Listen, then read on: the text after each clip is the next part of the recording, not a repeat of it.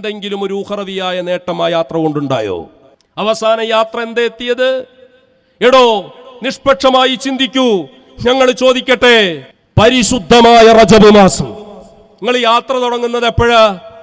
2026 ജനുവരി 1-ാം തീയതി അല്ലേ? റജബിന്റെ മാസപ്പിറവി എന്ന് ദർശിച്ചിട്ടുണ്ട്? അതിന്റെ 10 ദിവസം മുമ്പ് ദർശിച്ചിട്ടില്ലടോ, അല്ലേ? എന്നിട്ട് നിങ്ങൾക്ക് ആ ഡേറ്റ് പരിശുദ്ധമായ റജബിന്റെ രാവ്, മിഅ്റാജ് രാവ്, ബറാഅത്ത് രാവ്, ലൈലത്തുൽ ഖദറിന്റെ രാവ് ഒക്കെ എത്ര ആദരവോടെയാണോ ഇവിടത്തെ ഉമ്മത്ത്, മുസ്ലിം ഉമ്മത്ത് കാണുന്നത്? ഒരു കല്യാണം നിശ്ചയിക്കുമ്പോൾ ആദ്യം നോക്കും, അന്ന് ഈ ബറാഅത്ത് രാവ്, റജബ് രാവ് അങ്ങനെ വല്ലതും വരുമോ? ഉണ്ടെങ്കിൽ അന്ന് വേണ്ടാട്ടോ, അന്ന് വേണ്ട, അന്ന് നമുക്ക് അതിന്റെ സമയമല്ല. ഏതെങ്കിലും ഒരു കാര്യം നടത്തുമ്പോ അത് ഇതിന്റെ ആദരവും ബഹുമാനവും അതിനെ പരിഗണിക്കാതെ വരുമോ എന്ന ഒരു വല്ലാത്ത ഖൗഫ് മുസ്ലിം ഉമ്മത്തിന്റെ ഖൽബിലുണ്ടായിരുന്നു. അതൊന്നും നിങ്ങൾക്കില്ലപ്പോ.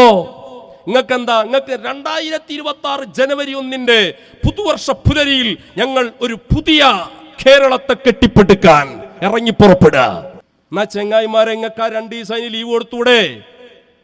അതങ്ങനെ യാത്ര ആവുമ്പോ നിങ്ങൾക്ക് എന്തറിയാം? യാത്രക്കൊരു സെറ്റപ്പ് ഇല്ല. എന്ത് തേങ്ങാ കൊലയിലെ സെറ്റപ്പാടോ നിങ്ങളെ സെറ്റപ്പ്? 2017 മെയ് മാസത്തിൽ ഞങ്ങളൊരു യാത്ര നടത്തി, ഓർക്കുന്നുണ്ടോ നിങ്ങൾ? ആ യാത്രയിൽ പരിശുദ്ധമായ ബറാഅത്ത് രാവ്, ശഅബാൻ 12-ന് തൃശ്ശൂർ ജില്ലയിലേക്ക് യാത്ര കടന്നു വരുന്നത് പാവപ്പെട്ട എനിക്ക് നമ്മുടെ പ്രിയപ്പെട്ട മശായിഖന്മാരോടൊപ്പം ചേരാൻ അവസരം ലഭിച്ച ആ സുന്ദരമായ ദിവസം, ജീവിതത്തിൽ മറക്കാൻ കഴിയാത്ത ദിവസം. ശഅബാൻ 12-നായിരുന്നു. ശഅബാൻ 13 പാലക്കാട് ജില്ലയിലെ യാത്ര.